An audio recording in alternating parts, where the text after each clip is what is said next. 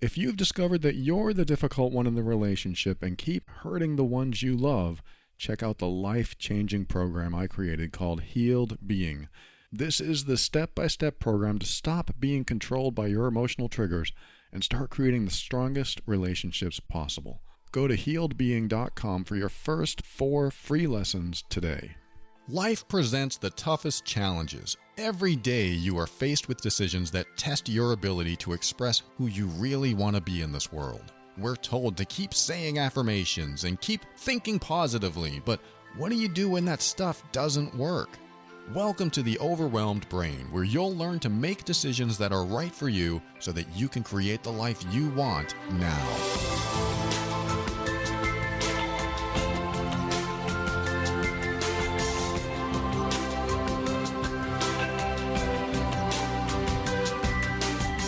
Hello and welcome to the show. My name is Paul Coliani and I want to help you learn the skills you need to deal with life's challenges in the most emotionally intelligent way. This show consists of my personal opinions and is meant for informational purposes only. Always seek a professional for your mental health and well-being. I'm so glad you're here. Thank you for joining me for another show. And if you are brand new, thank you for tuning in to figure out what this is all about. It is about an overwhelmed brain. I don't even know if I've ever explained this on the air. Might have once talked about what the show's title is about. I mean, it's pretty obvious. The Overwhelmed Brain. It is a show about helping you become less overwhelmed, underwhelmed, not whelmed. It's a show about helping you stay out of overwhelm. So how do you do that? I think there's 1,000 ways to do that because a lot of stuff can add up to overwhelm. Work can add up to overwhelm. Toxic relationships, self-sabotaging thoughts and decisions, poor behavior that leads to arguments on somebody else's side, of course not yours. Somebody else has poor behavior and then you have some sort of argument, or maybe you do. Maybe you have poor behavior and that leads to an argument. But my goal, in fact, back in 2013 when I started the show, was to create a podcast that just helps people get out of their overwhelmed brain. So many things are so overwhelming. And so how do you get beyond that? How do you get past that? How do you get through it? And how do you not experience it at all if it's possible? I believe what I talk about on this show, and I wrote a book called The Overwhelmed Brain, Personal Growth for Critical Thinkers. I believe that in the book, in this show, and in my blog at theoverwhelmedbrain.com, everything I teach you is direction toward getting out of overwhelmed and in fact becoming less stressed, having less anxiety, hopefully avoiding going down the path of depression. And when you can do all the right steps, then you're not overwhelmed. Is it possible? I don't know. There are still curveballs in life that are thrown that we need to figure out. But I believe the secret to dealing with all of life's challenges is to prepare yourself to deal with life's challenges, because life will be and is often challenging.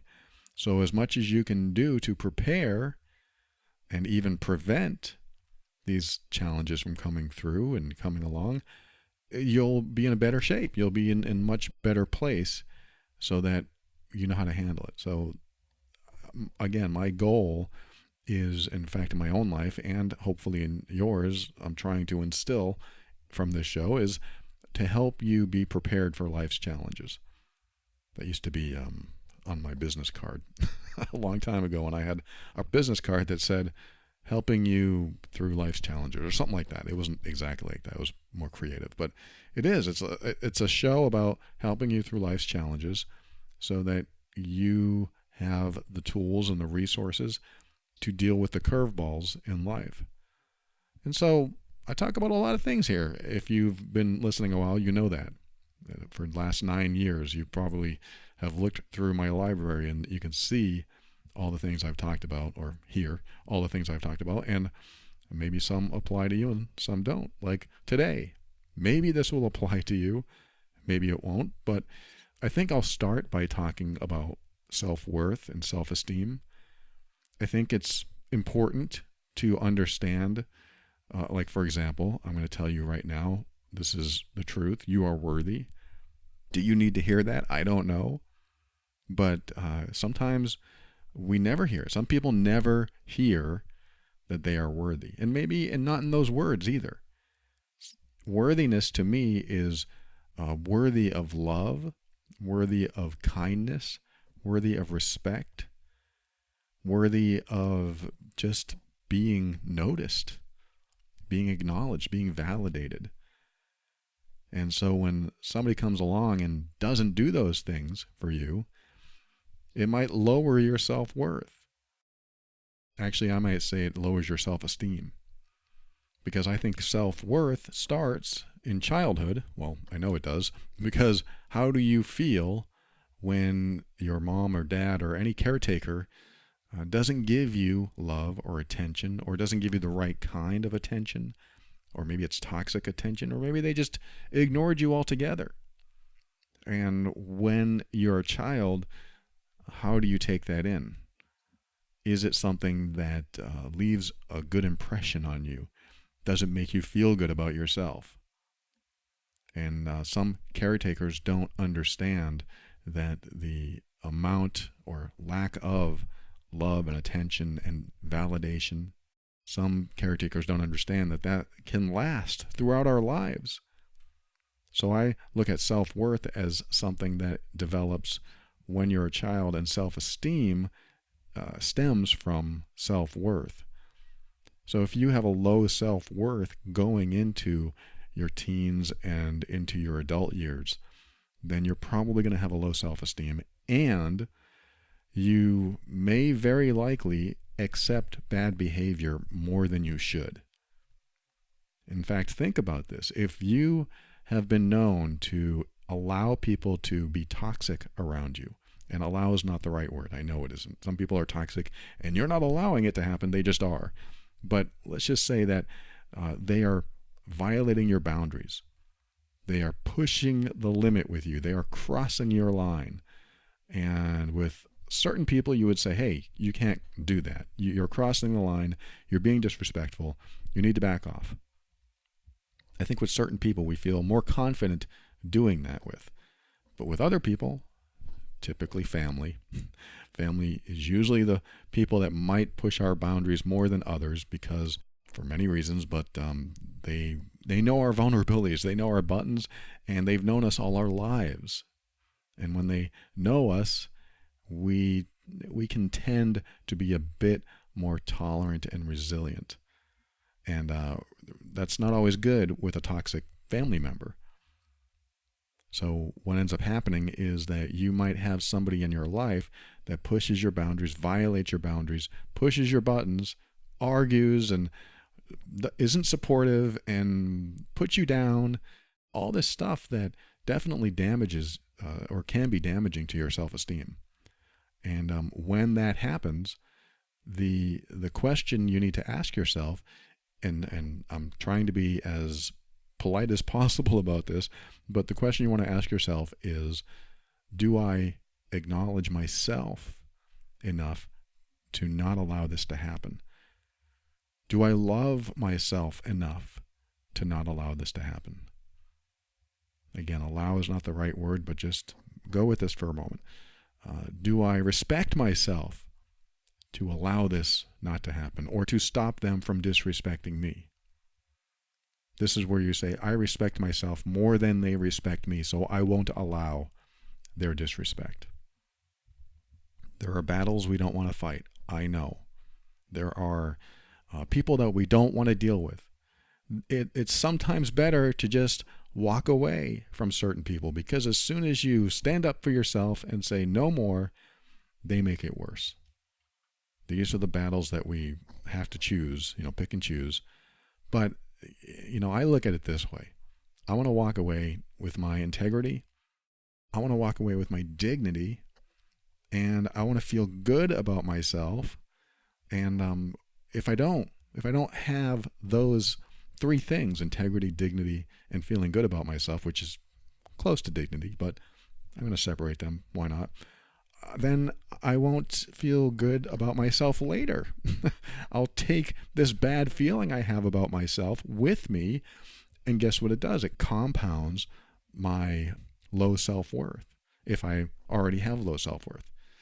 So if I'm talking with somebody that is putting me down and I continue the conversation and they continue to belittle me, they continue to make me feel less than I really am, or they convince me that I'm less than I really am, I'm no good, I'm nothing maybe, then I really have to question just how much I'm taking care of myself. And I have to be really careful here because I don't want to blame you if you're being victimized here. It's not about that at all. This is a mindset thing. This is a life philosophy thing. This is your philosophy, how you think. Because when you're in a room with somebody who's putting you down and making you feel bad about yourself, you do have to ask yourself, am I going to sit here and take it? Am I going to allow this into my life? And you may not be able to stop it. You may not be able to stop someone's toxic behavior, but you can start to talk to yourself and say, no, I don't allow this in my life. Not even talking to them, just tell yourself this. I don't and I won't allow this into my life because I care about myself too damn much. Hey, Paul, I care about you too much to expose you to this. It's like I'm a separate person trying to help me through it. Paul, you're better than this. Paul, you are deserving of respect. You are deserving of kindness. At a minimum, you are deserving of love. And if these people or this person in your life isn't giving you at least kindness and respect, then what you're doing is you're exposing yourself to something very toxic, what I call relationship radiation. It is a radioactive energy that is coming off of them, seeping into you, and slowly, not fast, slowly, this is why we tolerate it so often, because it slowly disintegrates us. It slowly eats away at us. But often it's minute, and it is a residual thing that continues to eat away at us, even when we're not in the same room, even when we're not in the same city, because it's inside of us. It's affecting our worth, our feelings about ourselves, our self-esteem. And so when we're around people that are toxic, we have to remind ourselves that I respect myself, therefore I require respect from you. That might sound a little confrontational, but again, I'm not telling you to tell them this. I'm telling you to tell yourself this, to start getting it in your brain, to start making sure that you have it down, that you are mastering this inside yourself. I respect myself, so therefore I require you to respect me too. Because if I let you disrespect me, what am I doing? I'm disrespecting myself because I'm letting it in. You may not be able to stop it. You may not be able to stop them from being disrespectful, but you can build that healthy boundary inside of you so that one day, and this is where it all leads, one day you can maybe stand up and say, you know what? I've had enough of your crap. That's it. I'm done. I've had enough.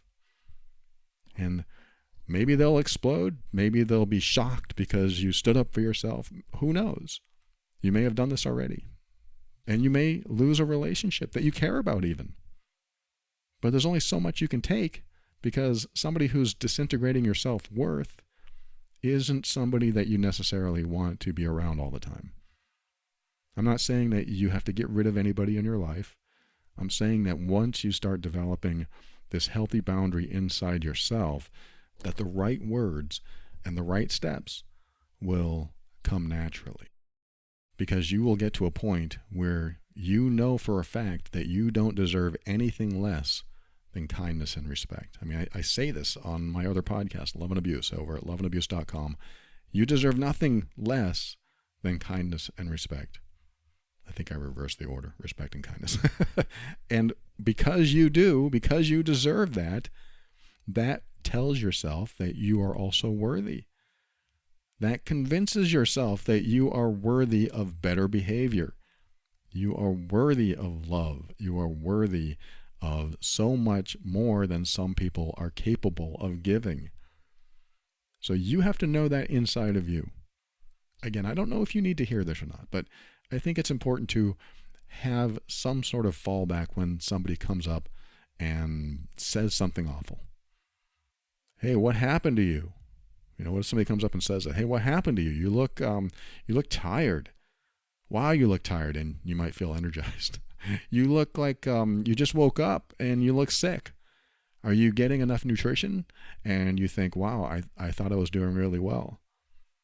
Wow, those clothes aren't as baggy as they used to be. What happened?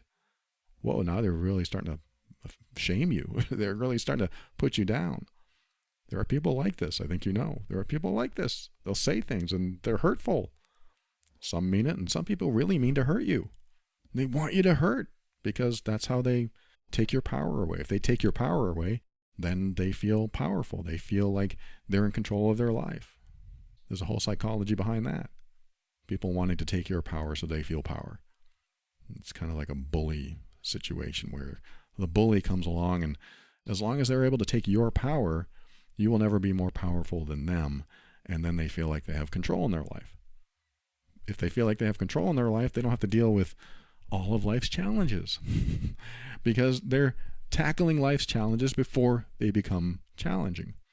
They don't want to deal with the stress of emotional challenges, and so they don't want to deal with the stress of challenge. So they try to take everyone's power away so that they don't become challenging to them. And when people like that are in your life, that's exactly what they do. They take your power away. Why would you let anybody take your power away? Again, I'm just trying to install that in your mind. I'm not saying it's easy. I'm not saying that you're prepared to do this now. Maybe you are.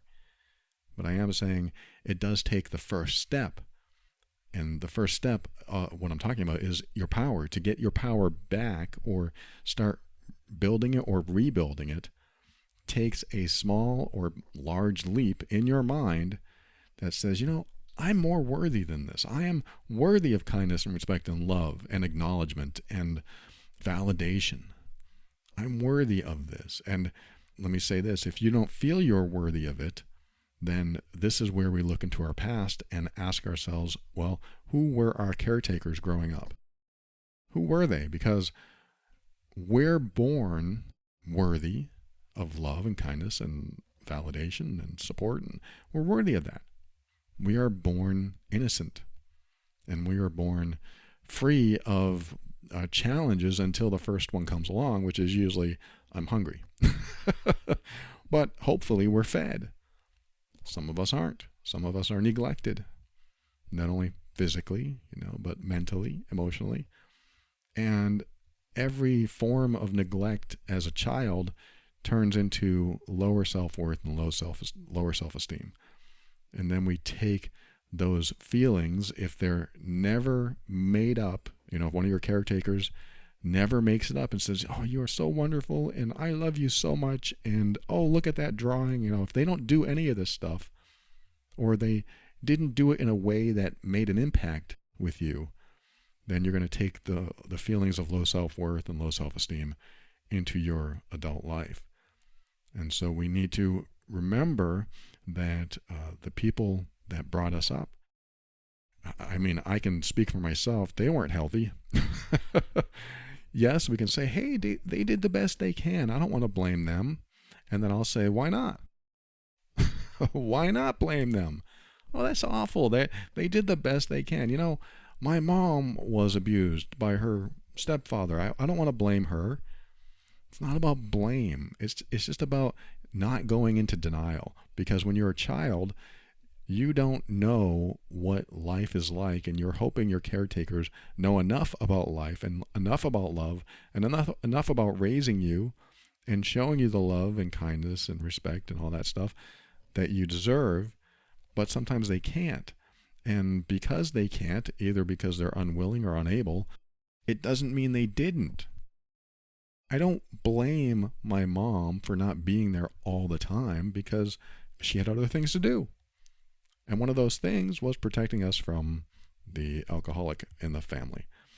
And so I didn't feel like I got enough love and hugs, and I know she loved me, but I can still look back and say, yeah, that's why. That's why I felt less worthy and had low self-esteem when I was younger, because my mom was unable to do that.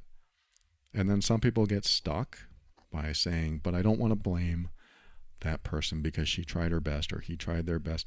We don't want to blame those people. I understand that. I understand not wanting to blame, but you do want to at least acknowledge that it happened.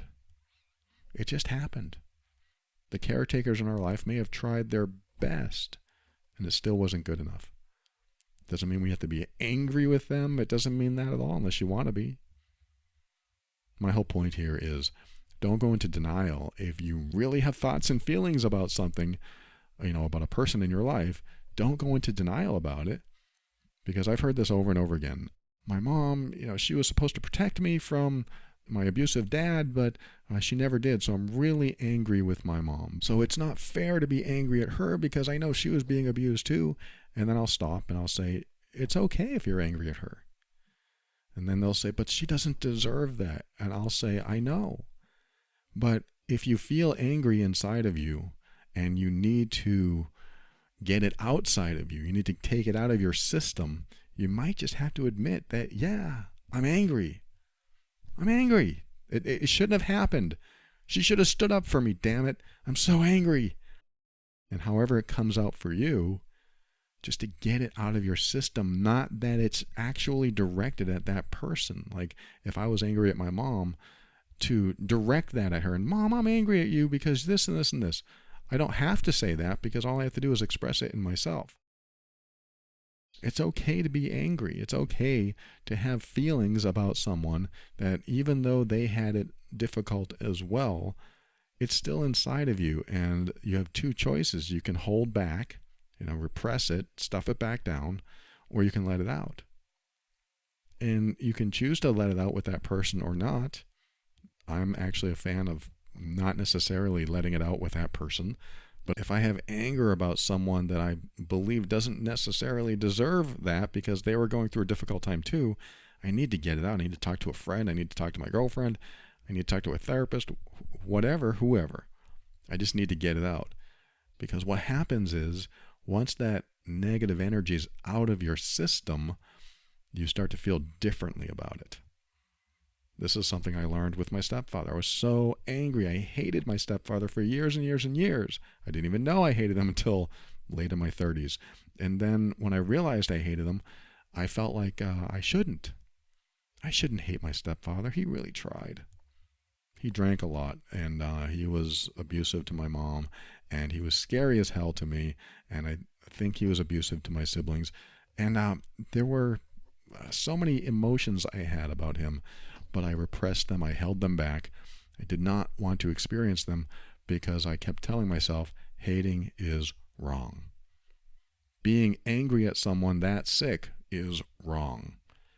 So instead of letting it out, expressing it, admitting it, that I felt these things, I just stuffed it back. And of course, when you stuff things back, suppression of thought and repression of emotions leads to depression, or it can. That's where it led for me. I suppressed my thoughts about my past and repressed the emotions I had about certain people. And because those emotions didn't go anywhere, they built up inside of me and I kept getting darker and darker in there. The depression was that darkness that was building up. And that's all those repressed negative emotions. I just pushed them, stuffed them, swallowed them so that depression had no choice but to exist. Suppression of thought, repression of emotions leads to a depressive state.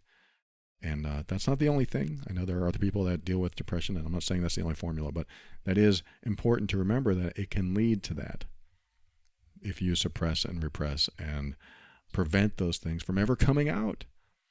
I have really bad thoughts about so-and-so, and I really am angry, and I'm so upset, but I'm going to hold that in. I'm going to put that back. I'm going to maybe even go into denial. It's just not right to think that way. I'm going to think everything's positive now. I'm going to think positively and move forward and try not to think about all the bad stuff. And then we wonder why life doesn't always work out. That's that self-sabotaging behavior I think I talked about in the last episode. Things don't work out. We try to find the source of why it didn't work out so we don't do that again. But the source may be inside us, way down there, because we stuffed it down there. And when you get rid of this stuff, when you express it or at least give it a voice, to give it a way out of your system, this is one of the ways we start to get overwhelmed, is we stuff the negative emotions and the negative thoughts down. Either because we don't want to make waves, we're afraid of confrontation, or we think we shouldn't. We think we shouldn't think and feel that way. And so I'm skirting the edge of probably people's comfort. Some people listening right now, there's probably some comfort skirting going on. I'm trying to be very aware that it sounds like I'm saying, hey, even the nicest people who were abused themselves, if they abuse you, you should be mad at them. No, it's not that at all. I hope it didn't come out that way. What I'm trying to say is, let's just say that you were allowed to think and feel anything you wanted with no moral repercussions and no issues with family or friends or romantic partners. Let's just say that you were allowed to think anything. Anything you wanted. Think and feel anything you wanted. And by thinking and feeling, it doesn't affect anyone else. That's what I mean. It's like if you were allowed to think and feel anything and you knew it would affect no one else, and if you want to go even further, you can say, and even if you are mad at someone, it doesn't really mean that you're actually mad at them. Like they're not going to hear it and say, oh, you're mad at me. Let's just say that I have this hatred toward my stepfather still, and somebody said, well, let's just say that your stepfather didn't care about how you felt about him. Like it didn't affect him at all. No matter what you said, you could say, I hate you and I hope you die, and it wouldn't affect him at all. Because he would know you have a lot of thoughts and feeling stuff down there, and you just need to get them out. So speaking your inner truth, what does that look like? What does that sound like? I don't think I'm explaining this right, but the point is, what's really inside of you that if you did speak your truth with no fear of the consequences, what would that sound like?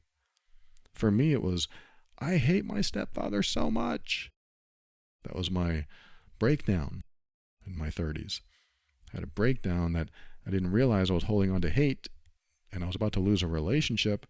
And as she was getting ready to walk out the door, at least the next day, that came up for me, like all this hatred I was holding on to. Wow, that was mind-blowing. I didn't know that was in there. But I sort of did because I held back. I held it back. I repressed it. And I decided that I was never going to express it because my morality said that hating is wrong.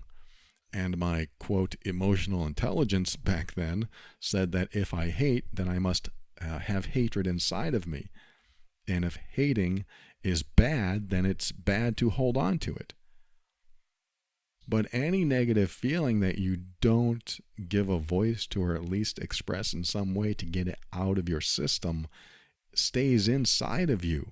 So it does affect you, even though you're denying or stuffing it back down, because it's still inside of you. If it's still inside of you, it's still affecting you, and it does affect your self-worth, because the old adage is true: when you have hate in your heart, you feel hate inside of you, and hate is a very strong negative energy to hold on to. The problem I had was I was holding on to it because I never wanted to express it. And since I never expressed it, I held on to it. If you don't express it, if you don't get it out of your system, or at least reflect on it, go somewhere outside, write in a journal, do something. If you don't do it, if you don't express what's inside of you and get it out of your system, it stays in there. And then what they say becomes true. What they say is if you have hate inside of you, then you're going to feel hate. It's going to be a powerful negative emotion inside of you, and it's going to block love and connection and being able to open yourself up and be vulnerable around others because you have so much negativity inside of you. The problem is, in my life, all I've been told is just let it go. Just let it go. Just stop hating. Just let go of the hate. Or forgive. There's another one. Just forgive. Just be forgiving. I don't want to forgive. It doesn't mean I want to hold on to hate either. But there are certain things that they're not forgivable. In my book, they're not forgivable. So I'm not going to forgive either. So if I'm not forgiving, I mean, I have a different view of forgiveness anyway. I believe in forgiving yourself because there are ways that I showed up that I might be upset with in myself that I need to forgive myself for.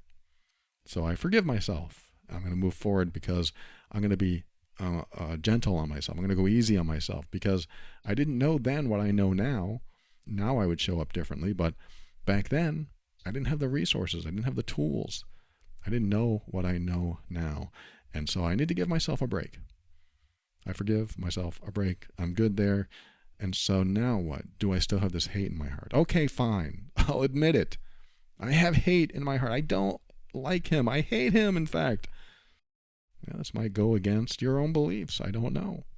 But I do know that if you hold on to that negativity inside of you, first of all, you feel it. Second of all, it does slowly chip away at your self-worth and self-esteem. And third, it does contribute to your overwhelm, your stress levels. And fourth, it prevents you from being as open and loving and connecting and vulnerable with safe people. But if you prevent yourself from doing that, then your relationships may not be as powerful, as long-lasting. They could suffer some consequences because you still have things you haven't expressed, even to the people in your life today. And I'm not just talking about your caretakers growing up. Sometimes we have thoughts and feelings in our heart that we want to express to the other person, but don't. And there are many reasons for that. But if you do, you get it out of your system. But what would happen then? That's when the fear of the consequences kicks in. If I say that, it might end the relationship. It could. And I'm not saying you should. But this is where the words and the actions will come out when you're ready. And you'll only be ready if you decide that you love yourself, you respect yourself, you are compassionate toward yourself, and you will not allow someone else to disrespect you. You won't allow anyone to be hurtful toward you because you love yourself enough to not allow those things. And that's where it begins, in the mind. Just to tell yourself, I deserve to be respected. I deserve to be validated. I deserve to be loved. I deserve good people in my life. I deserve a great job. I deserve more benefits, more pay. I deserve all this stuff. Even if you don't believe it, you start saying it. Yes, it sounds like an affirmation. And when you start believing this inside of you, you take steps in the real world, the external world outside of you, that line up with this new way of being, or if you're already there, existing way of being. This is where full congruence is happening, where your thoughts, your beliefs, and your intentions line up with your behaviors, your actions, your words. That's full congruence. That's authenticity to a T. That is fully authentic. And then you can pick and choose battles. You can pick and choose friends. You can pick and choose more of what you want in life. You won't always get what you want, but I guarantee you'll get more of what you want because you're going to show up authentically, and nobody has to interpret what you want because you are being who you really are. And when you show up as you really are, people will take you seriously. They'll admire that about you, and you'll automatically gain respect. And before you say, Paul, that's not true. There are certain people in my life that will never see me that way. And I will say, when you're ready, when you're ready to take the steps that you need to take, where your beliefs and your thoughts and your intentions inside of you become your physical reality. I'm not talking about manifesting anything or law of attraction. I'm not talking about that at all. I'm talking about when you are in alignment with how you think and you apply it to how you act and the steps you take in your personal life, you probably won't have any toxic people in your life. And if you do, they won't bother you anymore because you'll know how to handle them. Like my stepfather shows up at my mom's office. I say, sorry, you're not welcome. Whoa, I didn't know how to handle him before that. But I got into alignment with how I was thinking. How I was thinking was, I'm not going to let people cross my boundaries. I'm not going to let people cross my mom's boundaries. And here I am at her house, and he shows up, and he's not supposed to be there, and I now have an opportunity to be fully congruent. And I was, and it was scary. And I did it. And I said, I'm sorry, you're not welcome here. And he shrugged his shoulders and walked away, and I shut the door, and then I took a big breath. I've never done that before. I've never faced him before. I've never confronted him before. That was scary as hell. And that full congruence is what got me through it because I was ready. You'll know when you're ready because you're going to be thinking about this stuff all the time. I don't deserve that. I deserve respect. I don't deserve that. You'll have these thoughts in your head. And then when the time comes, you will take the right steps for you. And until then, be gentle on yourself if you aren't able to do this. Because this stuff does take a little time where you start feeling good inside yourself, where you start rebuilding or building your self-worth, and you start rebuilding or building your self-esteem. All of this, as it builds, creates a new, improved, evolved, stronger, faster, more powerful than a locomotive you. It does start with the thoughts you have about yourself. And so that's why it's important that if you do feel any negativity, and maybe you're doing some negative internal dialogue, the bad self-talk, I'm so stupid, I hate this, I hate that, all that stuff that's inside of you, give it a voice, give it an external expression of some sort. Write it down, tell a friend, tell a therapist, or yell into a pillow, whatever it is. Get it outside of you. And keep doing it until those feelings release. May take a while, and I'm not saying you have to wait until they're fully released. Sometimes there's residual that is hard to get to, but do what you can, and definitely don't go into denial about what you're thinking and feeling, because that's what stuffs it back down. I hope you got something from this. I'll be right back. I'm going to read an email on the next segment, and hopefully I'll have some sort of wise, clever thing to say about it. Wish me luck. Be right back after this.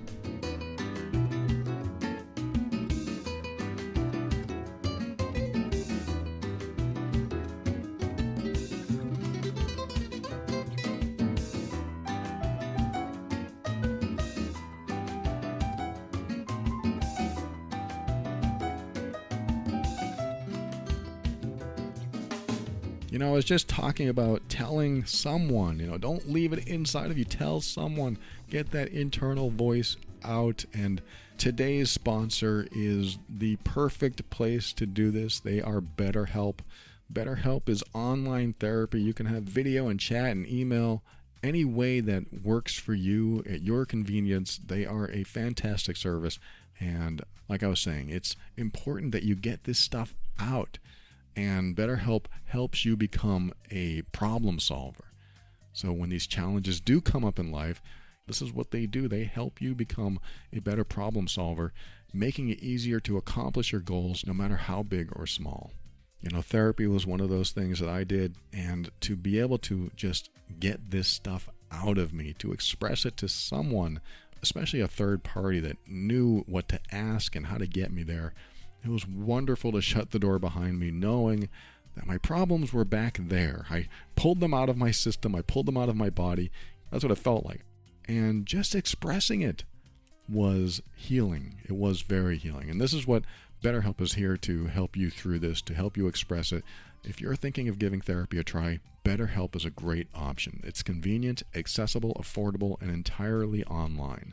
Visit betterhelp.com/brain. You'll get 10% off your first month when you go to that URL. That's BetterHelp, HELP.com/brain.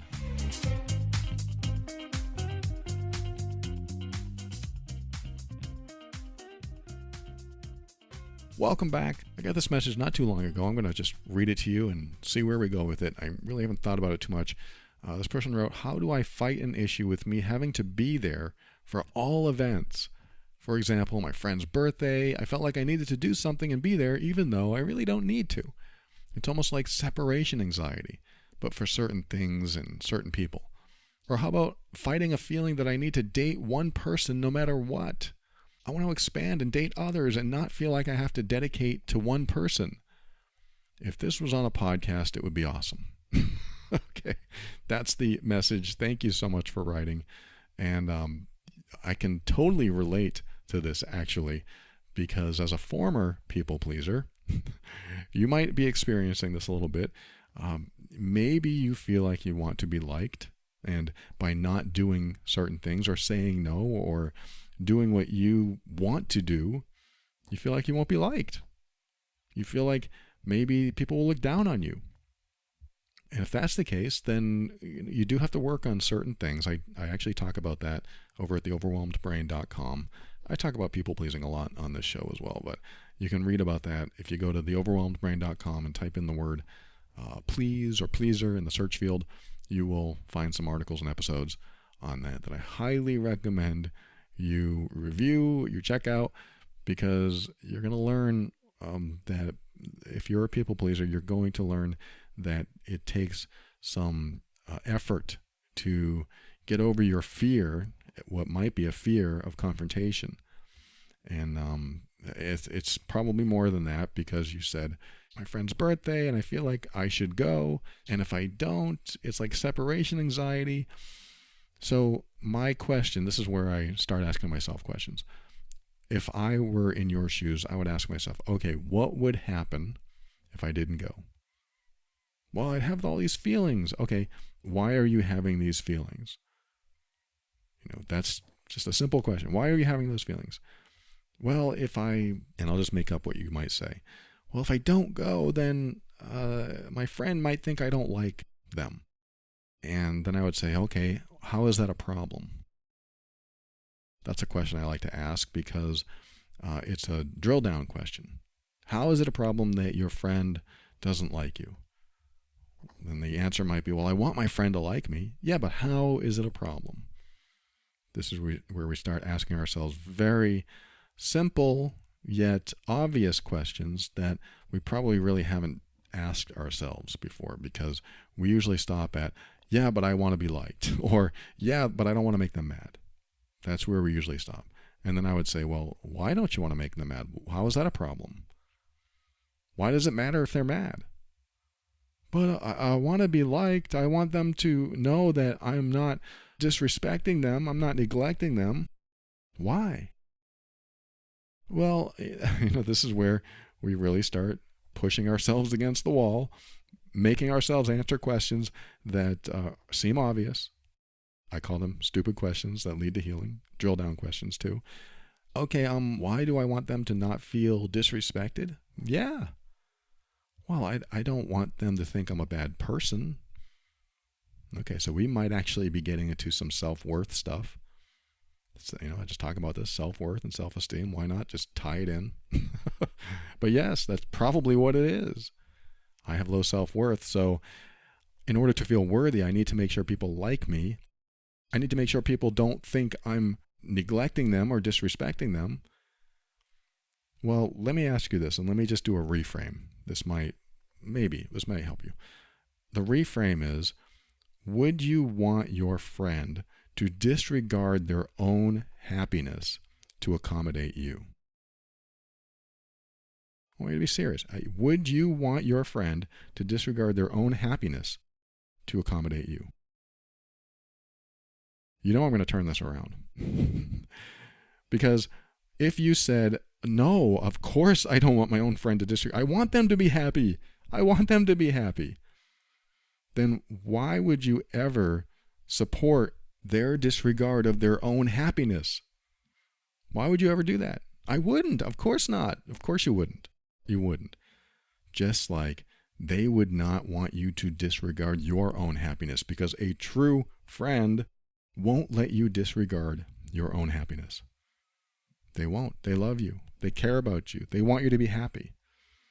Hey, I can't make it to your birthday party. I'm so sorry. No worries. It's all good. I'm just glad you called. Thank you so much. That's a friend.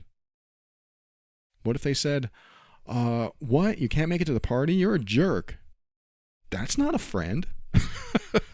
That's not the way I define friend. That's something else. That's somebody who just wants what they want and doesn't care what you want. That's selfish. Don't disregard your own happiness to accommodate others. That's not how life is supposed to be. That's not how friendships are supposed to be. That is the reframe I'm giving you, because true friends will want you to make sure that you are supporting yourself, that you are happy, that you are going in a direction that feels good to you. And if you miss a party, they're going to understand. They're going to be okay with it. And you might need to just try this out. What would happen if I called my friend and said, hey, I can't make it. I'm so sorry. What do they say?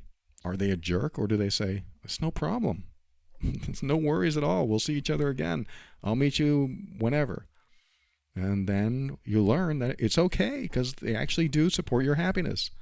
They don't want you to disregard your own happiness. So this is where I go with that. Now, the question about dating one person at a time, for example, this is what I assume you mean. Like, I want to be able to date more than one person. I don't want to feel like I am dedicated to this one person. I don't know what to tell you. The only reason I say that, and I might be wrong here because I haven't really thought about this too much, but I am that same way. When I date someone, I'm all in until I realize this isn't the person for me. So this might not be a question that I can answer congruently. So let me give you, if I think about this for a second, let me give you one thought on this. Let me think. If I wanted to, let's just say when I was dating my girlfriend, this is a good example actually. So when I first met my girlfriend, we were long distance. We met online, and we were good friends for like 2 or 3 months before she said, it's too bad you're not closer, because we could try dating and see if something worked out, which threw me for a loop because I thought we were going to just stay friends. But I said, whoa, okay, dating. Okay, do I want to date this person? And so I had to think about it. And then I said, I guess so. I guess, yeah, let's do this. We've been talking every night for hours anyway. We were already really connected in so many ways. I just hadn't gone to that place, and she did. So she brought it up, and I said, okay, let's do that. Let's connect. And she said, okay, well, I'm coming up anyway for this. I guess she was going to a wedding or something. I said, great, we'll meet then. And we'll just see if there are any sparks. And so it was going to be like a month before we saw each other.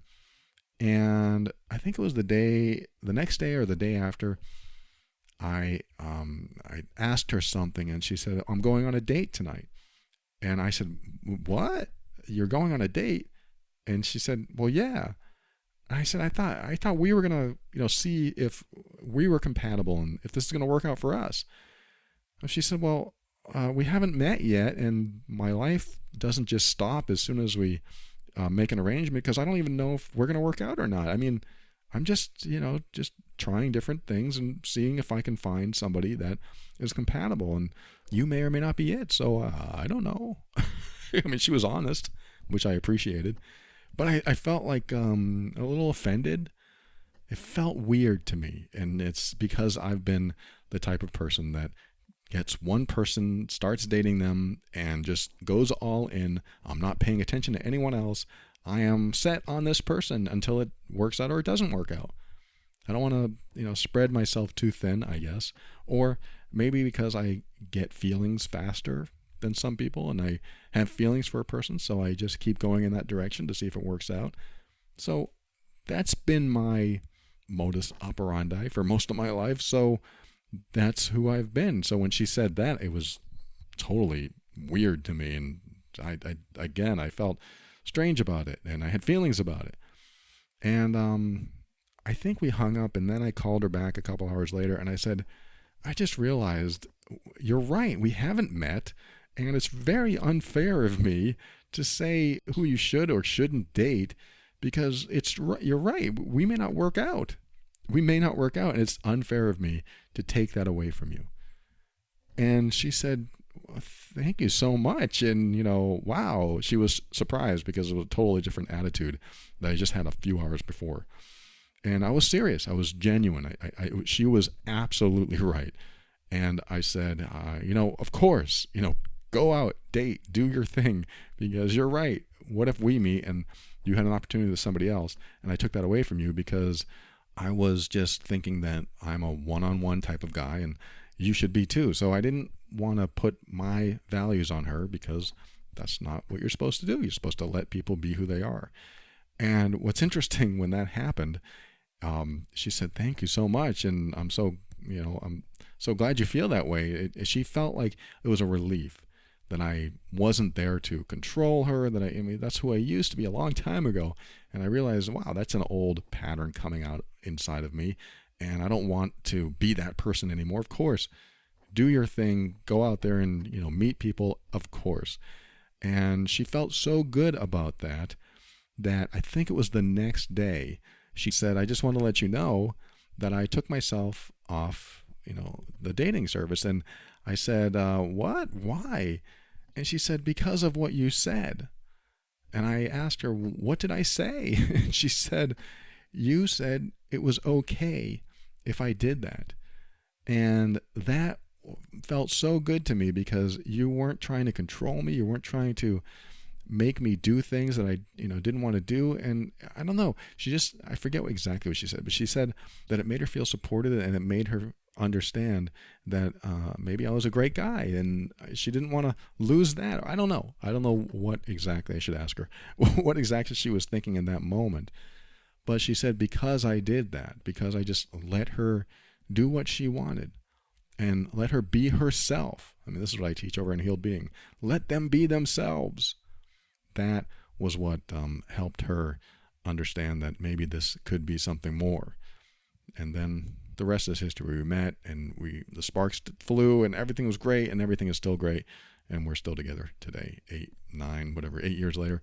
And now I'm on this question. Now I have this question in front of me that is challenging me a little bit, because he says, how do I fight this feeling to date only one person at a time? He didn't say those words, but that's what I'm reading. And not feel like I have to dedicate to a single person. And my answer to that, after that entire story, this is what I learned after dating my girlfriend.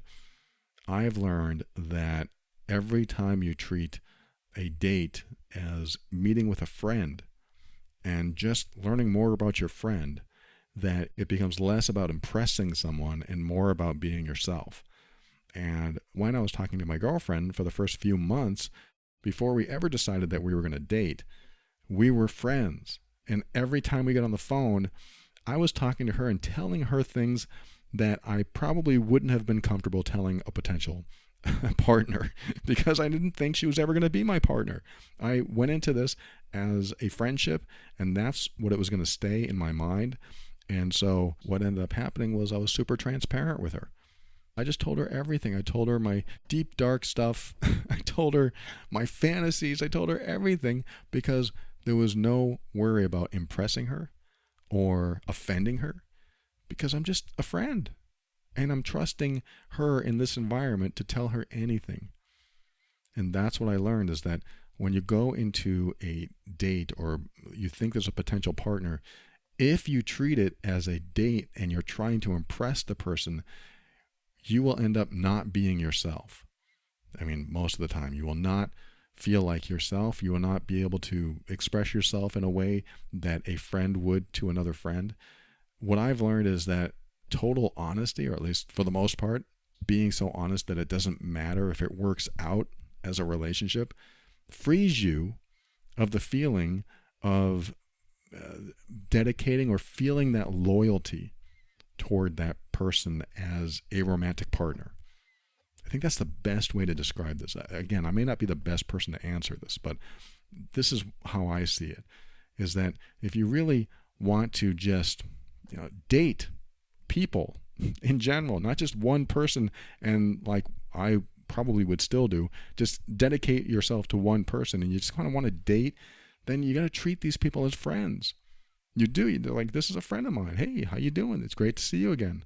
And don't worry so much about impressing them and saying exactly the right things, because this is exactly how I look at getting a new job, for example. If you go into the interview and you pretend to be someone that you really aren't most of the time, guess who you have to show up as for the rest of the time if they hire you?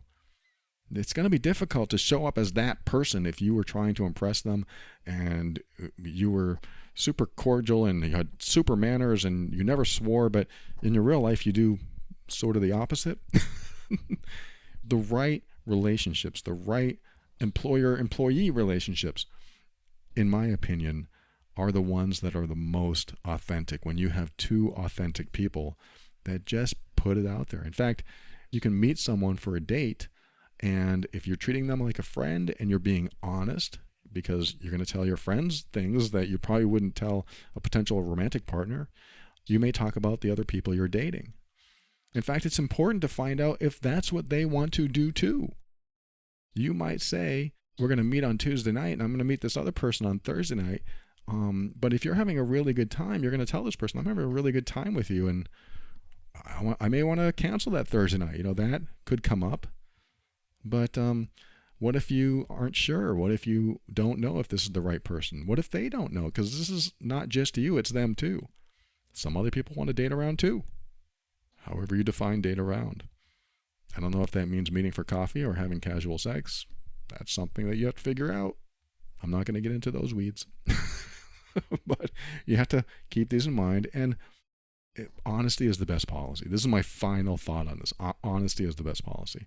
Hey, look, we're having a date on Tuesday, and I just want to let you know I'm having a date on Thursday with this other person. Or you could just say, I'm meeting with you. I'm meeting with you on Tuesday, and this other person I'm going to be meeting too as well on Thursday. I just want to be open about that. I just want to be honest, because, I'm not sure. I'm just meeting people and trying to explore if there are compatibilities. And so far, and you can say this if you want, you and I are getting along great, and I think, this could be something. I'm just looking for compatibilities, and maybe it doesn't even have to get that deep. Maybe just saying, yeah, I have another date on Thursday or whatever, you can find out where they are with it. Because if they say, oh, you do? I thought we were exclusive or something like that, then you know where you stand with them as well. Because you have to find someone that is okay with this. If they're okay with it and they think, oh, good, I'm doing that too. No problem. So this is probably terrible advice, but at least I got to tell you my dating story. And I hope the other stuff I told you about, people pleasing and things like that is helpful. Thank you so much for writing. And thanks for listening to another episode of this show. I hope you got something out of it today. If you didn't, tune in next week. We'll be right back right after this.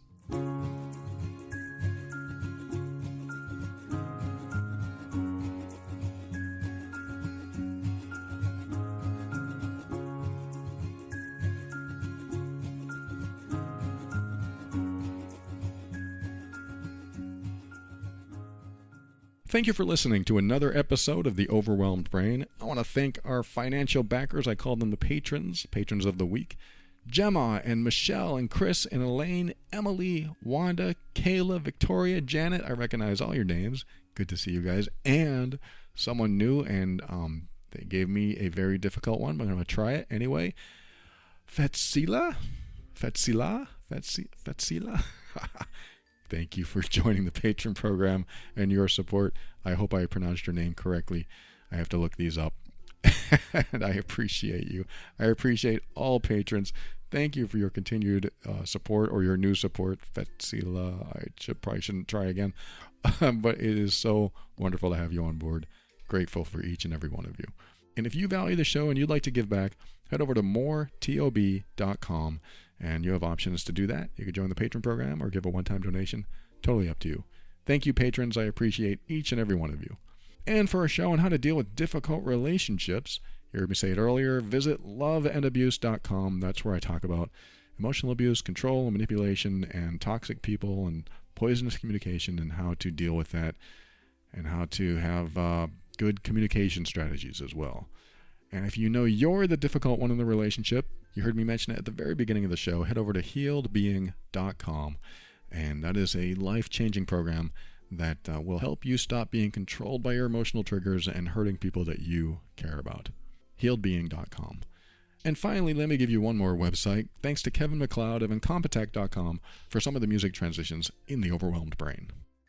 And just one more word regarding that second segment. I'm going to tell you that the person who wrote and said, I want to date more than one person. Just adopt the attitude my girlfriend had with me. Act as if it's perfectly normal. This is my final piece of quote advice to you. Act as if it's normal. Because it is. Today's dating is a lot different than it was. I'm old school. I like to date one person until it works or it doesn't.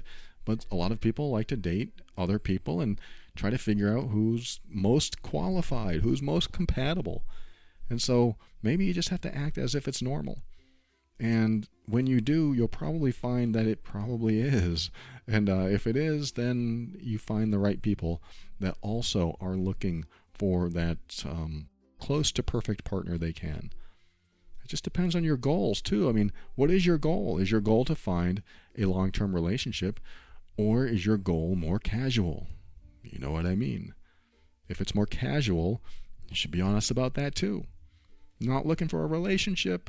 I just want to keep things casual. That's honest. And I have a feeling that maybe if you do have these people-pleaser tendencies or your fear of confrontation or conflict, that's probably making it a little bit more difficult to be honest. But when you read those articles or listen to my episodes on people-pleasing, that'll help you as well. But you do have to kind of let people know what's going on, because some people are in it for different reasons. And you don't want to trick them. You don't want to deceive them. And it sounds like you haven't been. I'm not saying you have. This person who wrote. It sounds like you said, I'm going to stick with this one person and dedicate myself to this one person. But you want to see other people too. That just tells me that you want something that maybe the person that you're with, you want non-exclusivity. You want inclusivity. You want to include other people in your life, which means you have to be just as open and willing to allow them to include other people in their life too. But this just needs to be something you talk about freely and openly and be okay with it in yourself. Because sometimes we think something is going to sound conflicting to someone else.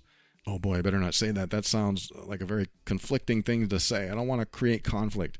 And so you won't say it. But it's not always that way. In fact, most of the time it's probably not conflicting to someone else when you speak your mind. It's just how you are, how you feel. You step into your own power and you say what you want. This is what I want, because people want people that are honest. People want people, or at least I do. I want somebody that's honest and says what's on their mind, because if you are deceiving, then who are you showing up as in the relationship?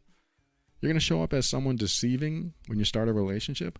Well, I really wanted to date around, but I stuck with you just in case. That doesn't sound good. How about I dated 5 or 10 other people and you were the best. You were the best one. I mean, you were the most compatible. I don't want anything to do with those other people. You're like the greatest in my book. I'm not saying it'll go that way, but it sure sounds better than I wanted to date other people, but I was deceiving you the whole time. I just stuck with you. I mean, one of them is definitely more conflicting than the other.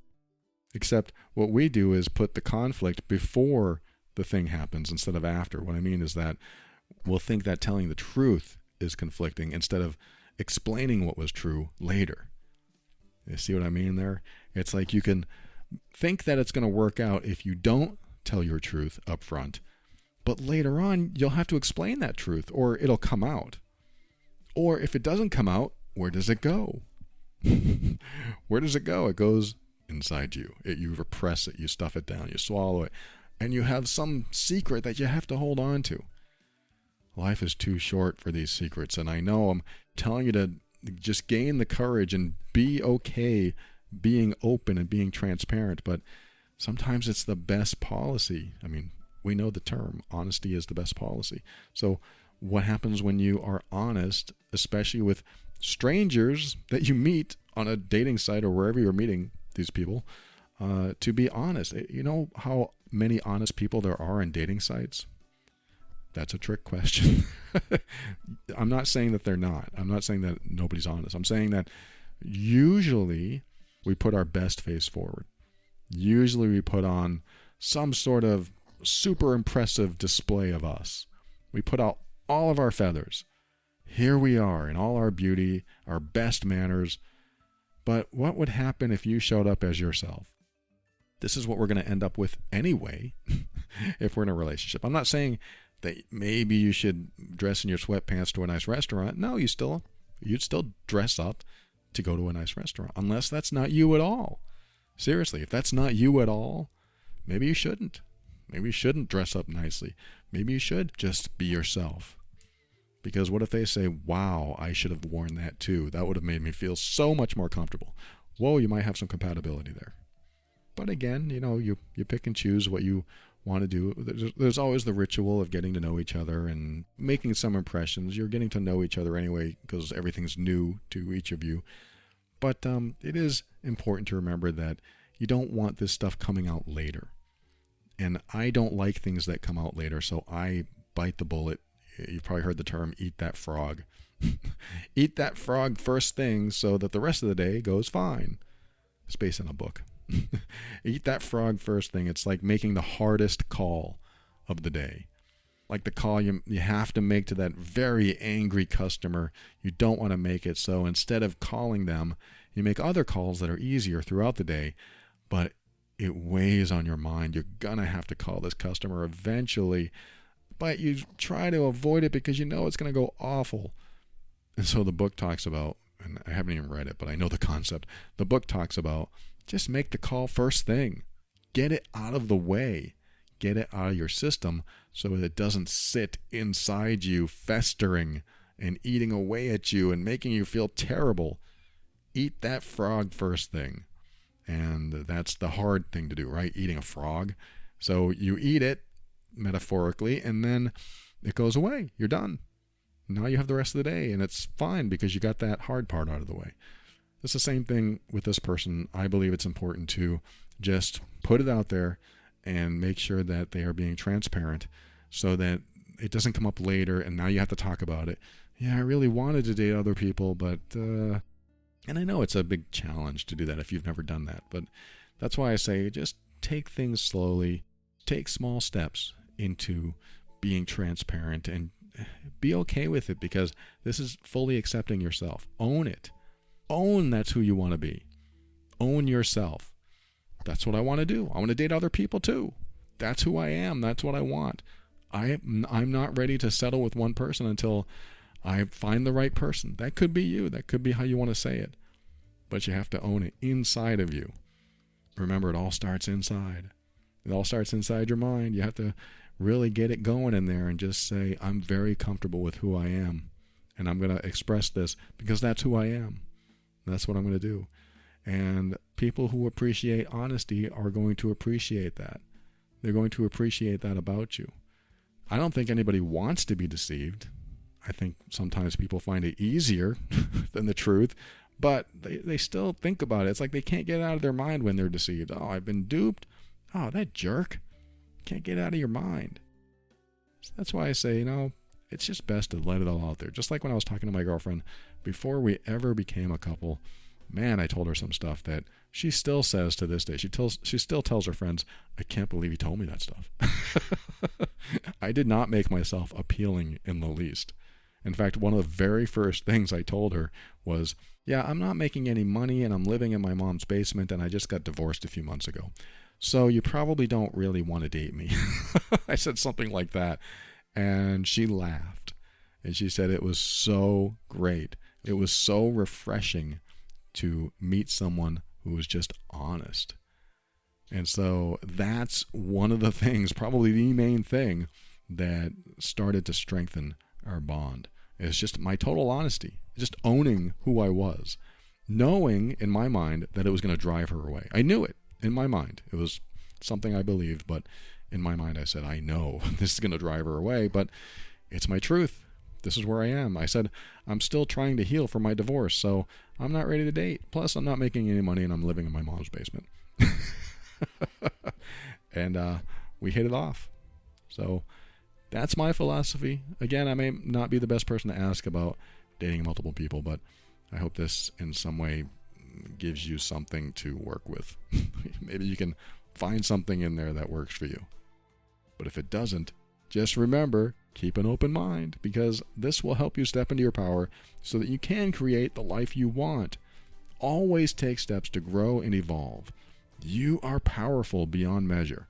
And above all, and this is something I absolutely know to be true about you, you are amazing.